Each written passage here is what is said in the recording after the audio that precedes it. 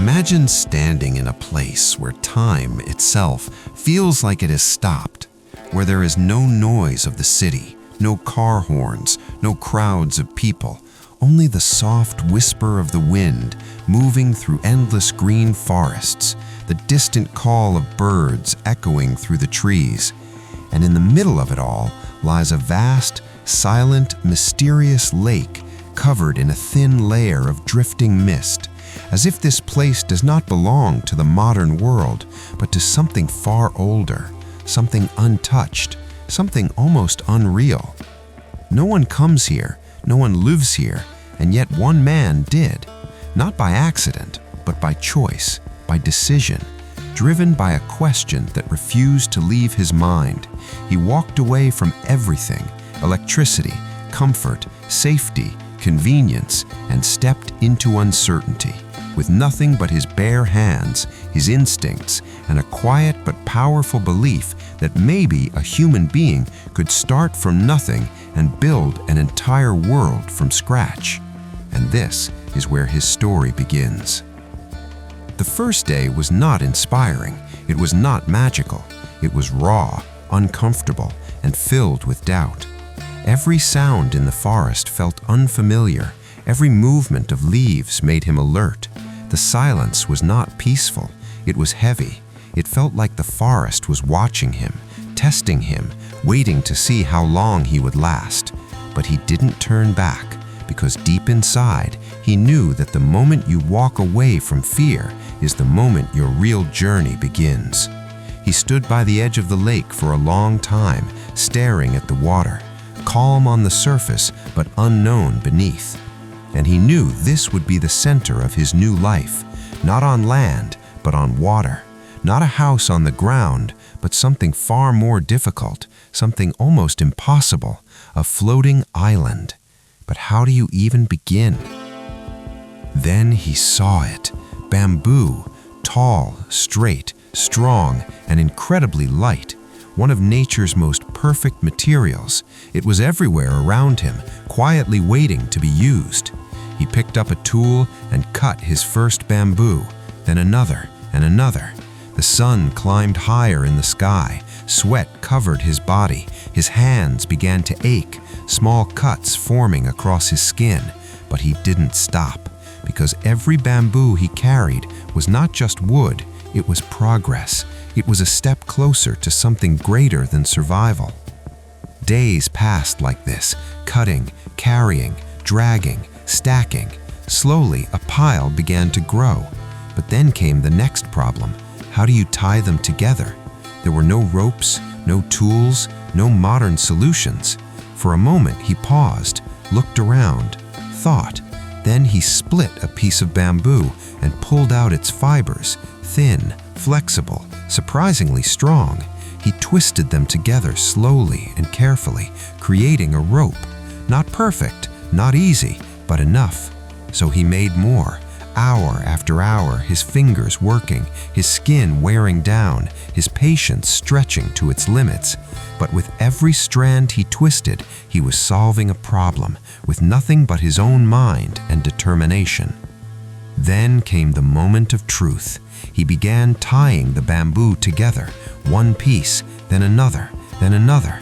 At first it looked unstable, fragile, like it could fall apart at any moment. But slowly, shape emerged, structure appeared, and then something incredible happened. It floated, a raft made by his own hands, rising gently on the surface of the water. He stood there in silence, staring at it, not smiling, not celebrating, just absorbing the moment, because this small raft was more than wood. It was proof that he could begin. But beginning is never enough. He needed shelter. There were still no nails, no metal, no tools that modern construction depends on. So he turned to something ancient, something humans used long before machines existed. He carved holes into wood and shaped other pieces to fit perfectly inside them, locking them together with precision and patience. Piece by piece, slowly, carefully, he built a frame. Day after day, under the burning sun and fading light, he worked, until one day a small house stood on top of the floating raft, simple, fragile looking, but strong. That night, he sat inside it, and for the first time, he wasn't just surviving, he had a place. But nature doesn't reward effort so easily. One night, the wind changed, the sky darkened, the air grew heavy, and then the storm came. The forest roared, the lake moved violently, the raft shook beneath him, the house creaked, every joint under pressure, every piece being tested. He sat there in silence, with no control and no escape. Only one thought: will this survive? The storm felt endless, but eventually morning came. The rain stopped, the wind faded, the sunlight returned, and when he stepped outside, everything was still there. Nothing had broken, nothing had sunk, and in that moment, something inside him changed. He realized he wasn't just building anymore, he was adapting. Now came the next battle: food. At first, he used his hands, reaching into the water trying to catch fish. Sometimes he succeeded, often he failed. Hunger does not wait and it does not forgive. So he thought again and built a trap, simple but effective. And one day it worked. A large fish caught in his design.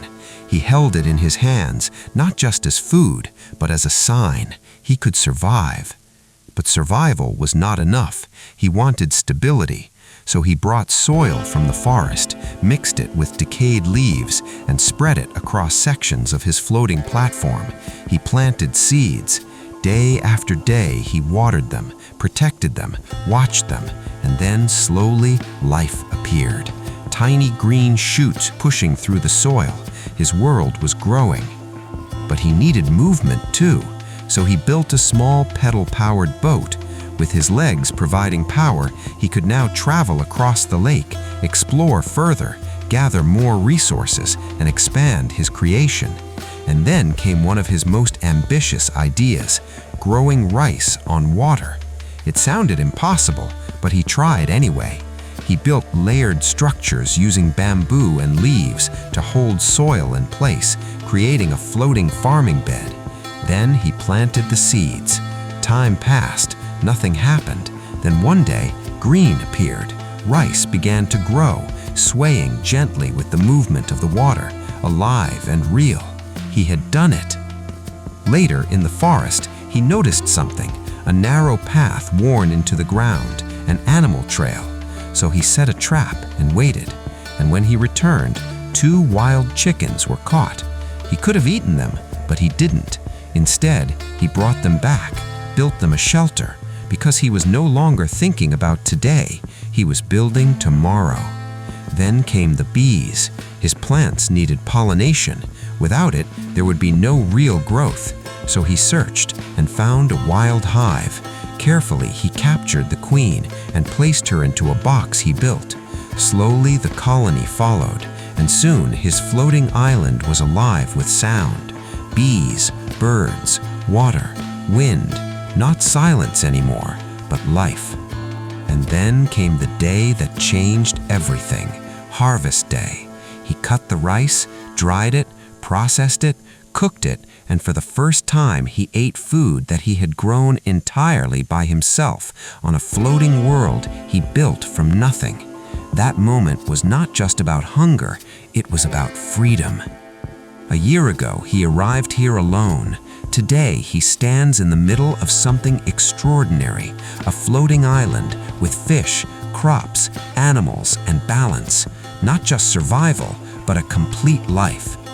This place is not just a structure, it is a reflection of patience, resilience, intelligence, and the quiet power of human will. And in the middle of that silent lake, it tells a story that you don't need everything to begin. You just need to begin.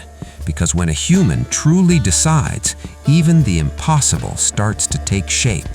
If you enjoyed this story, make sure to like, share your thoughts in the comments, and subscribe to Moro Code for more powerful and inspiring journeys like this. Thank you for watching.